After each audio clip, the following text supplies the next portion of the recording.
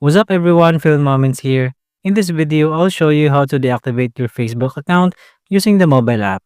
If you are new to this channel, please subscribe or click the follow button to be updated with our latest upload. Let's go ahead and open the Facebook app and tap the menu icon. Next, go to Settings and Privacy.